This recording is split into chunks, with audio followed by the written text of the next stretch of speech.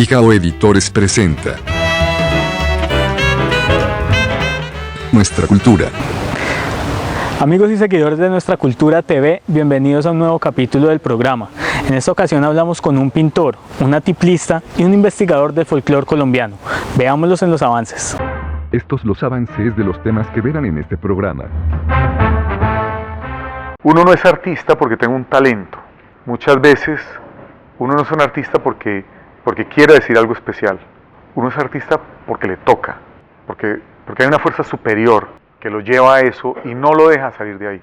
Más importante que la historia siempre está al servicio de la institucionalidad y que en esa medida se inventa unos cuentos para hacer quedar bien a unos personajes. He puesto a hablar justamente con la gente de la que la institucionalidad se ha servido, tratar de entender un poco más la precariedad de la condición humana, que es inmanente en todos nosotros. Sufrí una hipoacusia, me orientaron retirarme del conservatorio porque podía quedar sorda gradualmente. Empecé un tratamiento, pero eso ocasionó que yo me dedicara, digamos, con más fuerza al tiple y se diera origen a un proyecto musical que era el dueto Aicos, un dueto mixto, vocal instrumental. La nueva novela de William Ospina, Guayacanal, tiene que ver, como ninguno de sus otros libros, exactamente con el departamento del Tolima, en particular el norte, la tierra de montaña, a donde llegaron los primeros antioqueños en el siglo XIX. Nuestra Cultura. Desde su infancia, Darío Ortiz quiso ser cualquier cosa menos pintor. Intentó ser astrofísico, químico, entre otras cosas, pero su vocación y su vena artística lo llevó a ser hoy reconocido como uno de los mejores pintores de Colombia y su exposición en el exterior. Yo vengo de una familia donde los libros o el arte pues no eran ajenos, ¿no? Simplemente mi posición ante eso, porque igual hay muchos hijos de personas cultas y brillantes y muy preparadas que no se dedican al arte. En mi caso, pues, yo creo que todos los niños tienen una cercanía al arte muy clara, muy natural, muy fresca. Algunos, por haber esa razón, hacen un rompimiento.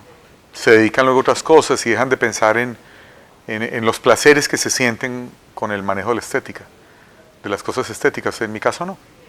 En mi caso no hubo ese rompimiento. O sea, yo simplemente, pues, fui un niño que pinté como cualquier niño y que nunca dejé de tener una cercanía con la plástica. Y de alguna manera creo que es igual con el tema de la cultura y con el tema de la literatura y todo, ¿no? O sea, uno de niño dice mentiras a toda hora y se inventa todo tipo de cuentos, pues cuando uno va creciendo al final los escribe, como lo dice Vargas Llosa, ¿no? O sea, el novelista, el cuentista, ante todo es un gran mentiroso, y en la pintura, en la literatura es lo mismo. Uno crea una realidad que no existe y que uno es feliz viviendo en ella y invitando a otras personas a vivir en esa realidad de oropel, digamos. Pero al final, pues de pronto puede uno llegar a más oídos y a más lectores, a más observadores, y entonces ahí es cuando el hobby del niño se termina volviendo una profesión seria y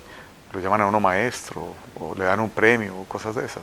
Me encanta la ciencia, aún hoy me encanta la matemática.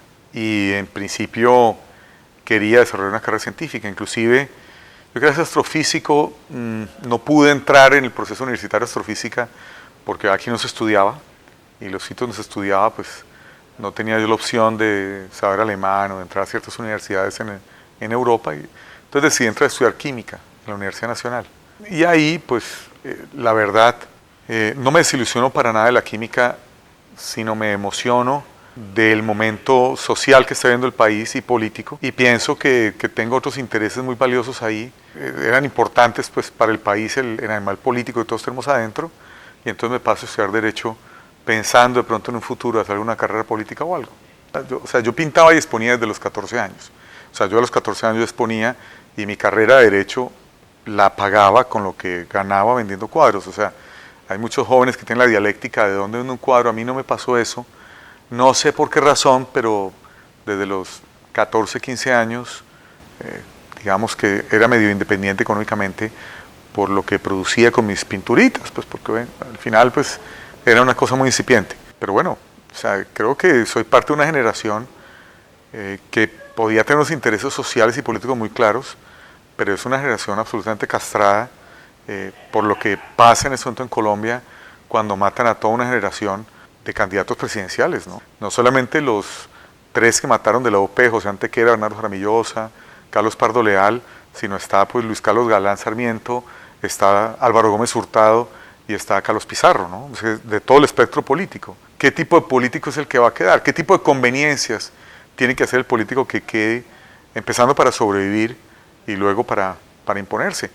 Y creo que son respuestas válidas porque vemos la clase dirigente que tenemos y nos damos cuenta que es una clase dirigente que toda se rindió, y sin hablar de nombres, pero que se rindieron en sus ideales, si uno los mira de jóvenes a lo que son hoy. Entonces, en ese momento yo dejo el derecho. Ya yo no quería vivir de la pintura, nunca quise, nunca la estudié por eso. No quería vivir de la pintura, no la disfrutaba tanto, la disfruto tanto, que todo este tema del comercio y todo este tema del galerista, el curador, el coleccionista, lo cortesano que tiene que ser el artista, es algo que nunca me interesó vivir y que no lo quería hacer. Pero al final, saliendo yo de la ciencia y saliendo yo del tema del derecho y la política, pues no me quedó otra que ser artista mientras tanto, a ver qué, mientras hacíamos algo interesante. Uno no es artista porque tenga un talento. Muchas veces uno no es un artista porque quiere decir algo especial. Uno es artista porque le toca, porque hay una fuerza superior que lo lleva a eso y no lo deja salir de ahí. Y cuando yo leo las grandes biografías de grandes autores y de la plástica, de la música, de la literatura, me doy cuenta que es lo mismo. Al final es como un sino, como un karma, ¿no? Algo que nos tocó. Otra cosa ya es que tú lo cojas con seriedad y profesionalismo y mires a ver cómo lo vas a sacar adelante, ¿no? Pero nada, esto es más fuerte que cualquier cosa. 88, empiezo yo a participar a raíz de cualquier anuncio así de grande que la embajada francesa publicó en El Espectador, concurso de pintura en París. Entonces empecé a mandar unas pinturas y me terminé ganando un premio, no solo, sino con un grupo de artistas colombianos. Un premio muy rimbombante de nombre, Mundial Artístico Art B, una cosa así como que suena. Y bueno, entonces, digamos que se juntaron los ahorros y fui muy corto de dinero a reclamar ese premio a Francia. Entonces, obviamente, pues si uno iba a Europa, cada vez en esa época era mucho más difícil de lo que es hoy, pues la ruta, obviamente, trataba uno de incluir lo que pudiera. Finalmente el premio fue un desastre, todo el viaje fue un fracaso, pues obviamente al ganarme un premio, pues a los, no sé, 20 años, 21 años, un premio internacional, pues uno cree que el mundo ha descubierto un nuevo Picasso, ¿no? Entonces yo me llevé todas las pinturas que tenía enrolladas, me llevé un caballete portátil, bueno, me fui con 2 pesos, pero convencido que jamás iba a volver a Colombia y que, mejor dicho, me despedí para siempre de mis papás. Y resulta que eso allá, pues olvídate. Tanto así que yo en Suiza, en medio de las dificultades que tenía, enfermo, porque además era en un invierno tremendo, que hay varios autores que dicen de los inviernos peores, que pues yo me enfermé. Imagínate usted, un ibaguereño calentano, bajo la nieve de París, pues casi me muero. Entonces yo terminé en Suiza botando todas las pinturas y mi tiquete de tren que estaba precomprado, pues pasaba por Florencia. Entonces yo fui a Florencia y en Florencia me muevo sin ninguna dificultad, me entiendo muchas cosas, como que toda la derrota del viaje de pronto se convierte en una gran victoria de estar allá viendo unas cosas y entendiendo cosas. Y ahí me hago la promesa de que si yo algún día vivo fuera del país, pues es en Florencia, ¿no? 5 años después tengo la oportunidad de vivir allá y me voy a vivir a Florencia. En 97 me devuelvo y un año después estoy viviendo en Estados Unidos varios años. Yo salí de Ibagué a los 8 años, o sea que yo no sé nada de lo que pasa en Ibagué, no sé nada de la sociedad de Ibagué, sé muy poco de los chismes locales, pero yo volvía ocasionalmente de vacaciones y me di cuenta que yo tenía algo de la esencia misma del asunto tolimense que no me iba a dejar nunca, y había un afecto. Finalmente uno se mueve a esa punta de esas sensibilidades, por eso vine, creé el museo, por eso pues he hecho muchas cosas acá, por eso he apoyado a artistas jóvenes de acá, por eso he hecho muchas cosas y seguramente por eso reposarán mis restos en el Tolima el día que me muera. Desde el comienzo de mi carrera yo tengo un vínculo con algunos creadores locales a los que veo luchar, como Edgar Barón y otros que tenían Vive el Arte, en unas inmensas precariedades frente a lo que pasaba en la sociedad. El estado del arte, que es como el compendio de lo que hay en un momento determinado, en Ibagué, pues siempre era muy malo, ¿no? O sea, una ciudad que ha tenido facultad de artes, una ciudad en la que habían nacido y muerto dos museos, una ciudad que ha tenido galerías exitosas como la Galería del Taller o Arte y Parte u otras, pues en los años 90 queda todo, o sea, vacío, no hay ni salas de exposición. O sea, funciona solamente ocasionalmente la de la Universidad del Tolima y funcionaba la del Banco de la República muy ocasionalmente, o sea, no había ni dónde exponer. Entonces yo regreso de vivir en Estados Unidos en el año 2001 y regreso con la firme idea de generar un proyecto a raíz de la experiencia que yo tengo y todo, y quizás lo más lógico pues era crear una escuela de arte. Básicamente una escuela, al producir artistas, pues produce la materia prima que hace las demás cosas. Pero claro, si yo creaba eso, pues era imposible manejar eso sin vivir en Ibagué. Entonces la segunda opción era un museo. Y al final me comprometí con el tema del museo porque me parecía que era el elemento de presión social para generar las otras. O sea, al final eran las universidades a las que les correspondía abrir sus facultades de arte y era a los comerciantes a los que le corresponde abrir el mercado, las galerías. El museo generaba era una presión social. Lo pensé, lo busqué, estudié el tema y en un momento determinado vimos una pequeña posibilidad de hacerlo y la botamos toda por ahí y lo logramos concretar muy fácil. Muy fácil, el nacimiento del museo fue realmente muy fácil, las condiciones se dieron, como que la semilla que nosotros sembramos fue en la tierra justa para que germinara inmediatamente. Entonces yo le propongo al gobernador Jaramillo en el año 2002, a finales, que hagamos el museo, en un momento en que al Tolima le están declarando en ley 550, ley de quiebras. La noche que están decidiendo eso, es que yo interrumpo Jaramillo. Entré a la gobernación a las 9 de la noche, nadie trabaja a esa hora, pero todo estaba prendido, la puerta abierta, yo tenía la idea, entré, Guillermo Alfonso salió a deshacerse de mí, tiene 2 minutos, le di mi idea en 2 minutos y un músico interrumpió la junta y sacamos la idea del museo. O sea, ese día nació la idea del museo.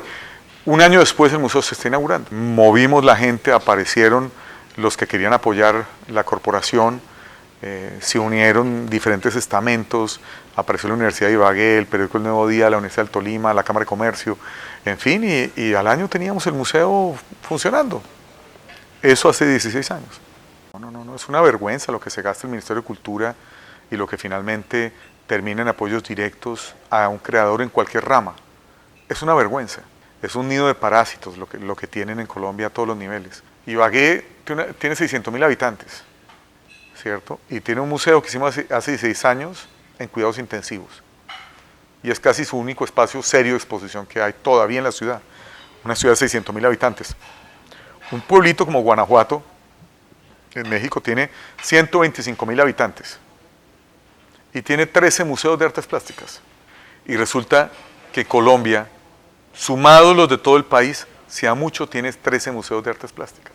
A mí jamás me han invitado al Salón Nacional de Colombia a exponer.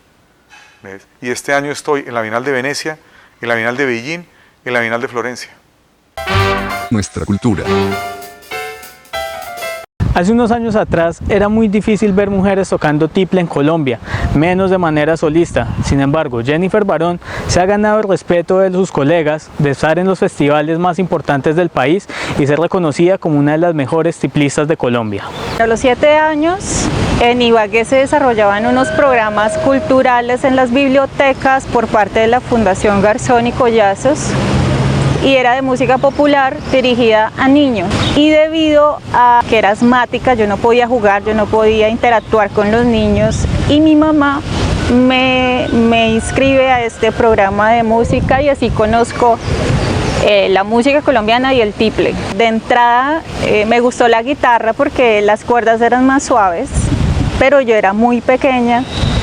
Y la persona que estaba al frente de este proceso, que es César Ramírez, me dijo, no, mira, tú vas a tocar tiple, y lo odié porque el tiple era supremamente incómodo, me cortaba los dedos, era muy duro, pero digamos que mi mamá intercedió ahí un poco en su psicología y entonces aprendí el tiple y a la par aprendí guitarra también. Yo a escondidas me daba cuenta cómo César punteaba las melodías, las introducciones. Yo orejeaba lo que él tocaba y después me iba y lo intentaba sacar, y a escondidas llegaba más temprano que los demás porque no tenía instrumento. Intentaba sacar esos punteos y en algún momento él se dio cuenta y entonces él me apoyó más desde ese momento en la parte del tiple acompañante y tiple melódico.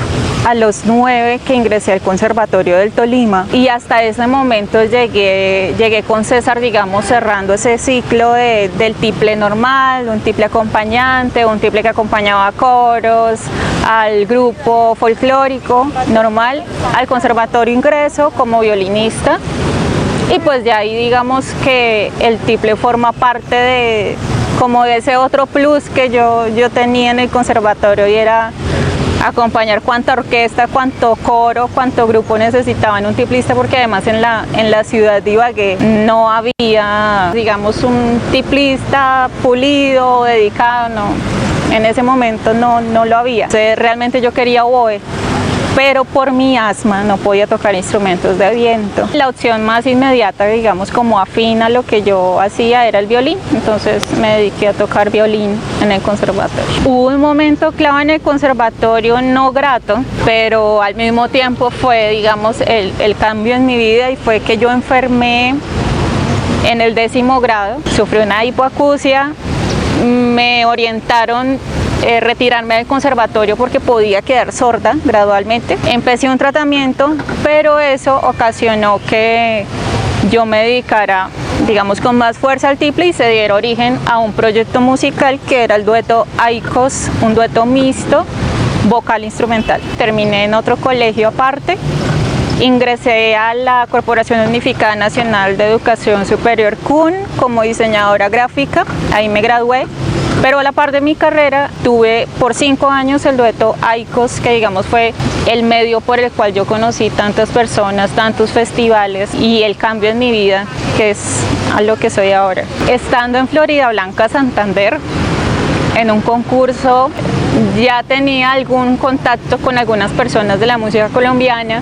Se me sentaron un tiplista de Antioquia y Hugo Bravo, que era un tiplista muy reconocido del dueto Sol y Luna, y me dijeron que mi mano derecha era muy particular, era muy especial. Me hicieron tocar con ellos, que me hizo tomar como más en serio y esforzarme más por mejorar en el instrumento.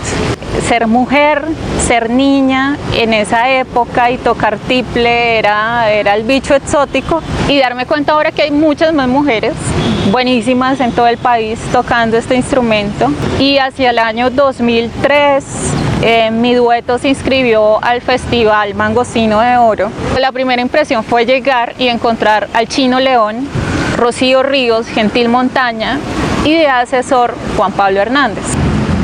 Actualmente trabajo en la Universidad de Ibagué, dirijo el taller de tiple, sigo con la Corporación Corarte en el encuentro y como asesora técnica, y hago parte del grupo pues de docentes de música ahí, los cuales pues digamos que tenemos una propuesta instrumental.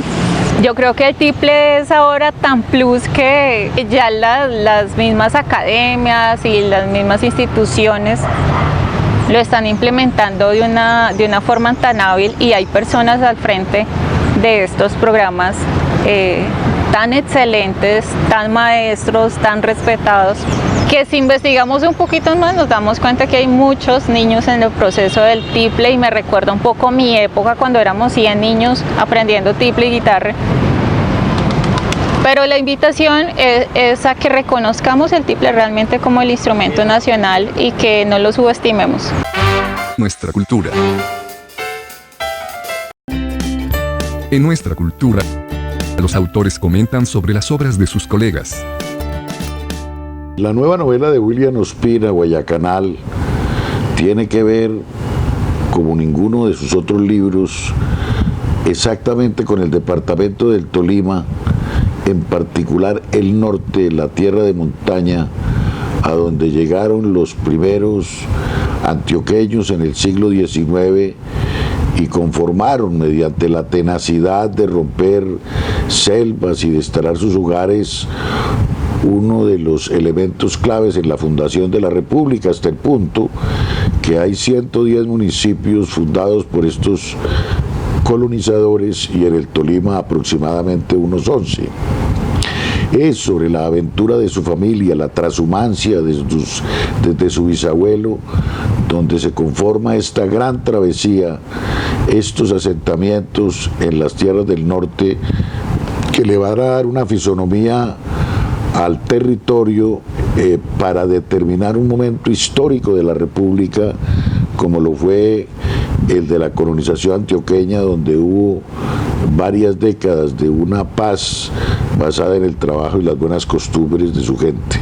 Tiene un tono personal, un tono poético, la música, la poesía misma, los cantores populares, la diversión, que no es usual en él, están haciendo aquí su debut. Es una novela que vale la pena. Nuestra cultura. Héctor Hernando Parra es un músico por vocación que se ha dedicado a la investigación de la música en las tribus en diferentes partes del país. Hablamos con él sobre sus posturas, sus costumbres y lo que piensa acerca de la música colombiana. ¿Quién es Héctor? No sé, sigo en esa misma búsqueda tratando de saberlo, y creo que la metodología que estoy utilizando es la música tradicional, porque yo no sé en este momento quién soy. Yo a partir de los 15 años empecé a crecer en estatura, ¿no? Mentalmente creo que sigo siendo igual a un niño en muchas cosas, y es un gran problema que tengo que afrontar en mi cotidianidad. Apenas me sueltan una esterilla en las manos, surge amor a primera vista, porque probablemente era la manera de responderme muchas preguntas que yo tenía. Yo siempre fui a partir de ahí muy aislado, yo del colegio tolimense, y yo preferí irme a la biblioteca a buscar estos temas o andar por ahí solo indagando sobre estos instrumentos, sobre estos temas. Y bueno, ya después llego a la Universidad del Tolima. Lo primero que hago es preguntar por el grupo folclórico. No termino ninguna carrera, pero sí empiezo estos viajes a los festivales folclóricos, a preguntar cosas. Y ya en el 2004 pues entro a la Academia Luis A. Calvo, pero empieza esta conciencia como de ser músico, de preguntar cosas, de interpretar algunos instrumentos y de asumir que no logré hacer nada formal como persona, ni como músico, intérprete realmente, ni como investigador, pero que hay algo ahí en torno de todo ese collage de conocimientos que me permea. Después de que yo me vengo a vivir del barrio El Jordán al barrio La Pola, nunca sentí que fuera fácil entenderme con las personas en la ciudad, ni con los jóvenes después. Siempre me sentí aislado de esas cosas. Debe ser por la influencia de mis padres, que no son campesinos, son de pueblo y tienen unas narrativas que los hacen más cercanos a la forma de ver el mundo de la gente del campo y del pueblo, que el ideal de la polis, de la ciudad, que es pues la de los ciudadanos, ¿no? La historia siempre está al servicio de la institucionalidad, y que en esa medida se inventa unos cuentos para hacer quedar bien a unos personajes y otros cuentos para hacer quedar mal a otros personajes. He tomado distancia de ello y me he puesto a hablar justamente con la gente de la que la institucionalidad se ha servido, para tratar de entender un poco más la precariedad de la condición humana, que es inmanente en todos nosotros. En medio de eso, sentirnos todos igual de precarios, de huérfanos, de abandonados muchas veces, o también de gratificados, de afortunados a pesar de todo, y hermanarnos en esa convivencia. Es tal vez un misticismo medio literario, pero lo hemos experimentado en varios conciertos, en varias sesiones, más que conciertos, tertulias, ¿no? Nomás el título de música colombiana es bastante atrevido.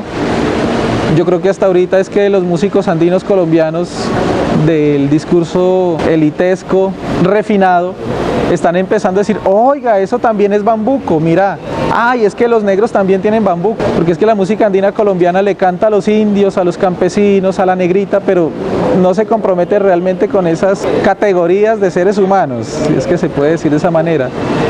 Entonces sí, lo que conviven en estas narrativas indígenas y campesinas son versiones que ponen en evidencia el maniqueísmo o el uso político que se hace de los artes populares. Creo que el panorama es de mucha tensión, porque hay una evidente pérdida de la memoria por factores tanto externos como internos. La memoria musical es muy frágil y hay grandes paradojas. Creeríamos más afectaría la memoria musical el juguete del cura en la colonia, las amenazas de institución monárquica en la colonia. Irónicamente, muchos instrumentos sobrevivieron a 300 años de colonia. Hay una cosa muy paradójica, y es que la promulgación de la República, del Estado-Nación colombiano, y en los últimos 20 años de la gestión cultural han afectado mucho más lógicas de hacer música, de afinación, que 300 años de juguete de cura. Un ejemplo puntual es la marimba de Chonta. Hay relatos de cómo la marimba era perseguida por los curas, como se veía como instrumento del diablo, y a pesar de eso la marimba llega al siglo XX, con una afinación que prácticamente es africana.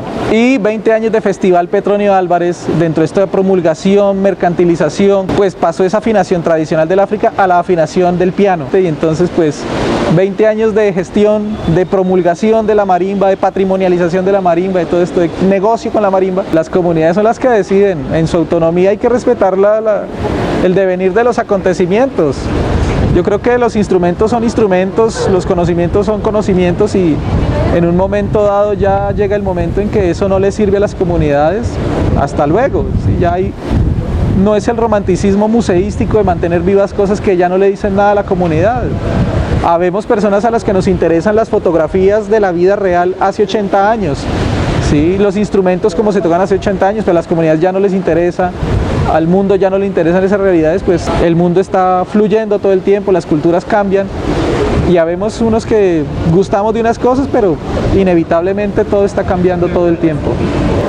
En particular he tomado clases de una flauta arhuaca que se llama Sharu y de una flauta del pueblo Wiwa que se llama Huatuco, y me asombra la fidelidad con que se mantienen estas melodías y sobre todo la relación del hecho acústico con la ritualidad. Nuestra cultura. De esta manera hemos llegado al final de un nuevo capítulo de Nuestra Cultura TV. No olviden contactarse con nosotros a través de redes sociales, proponernos nuevos temas y contarnos nuevas historias. Hasta el próximo programa. Aquí termina Nuestra Cultura. Nuestra Cultura.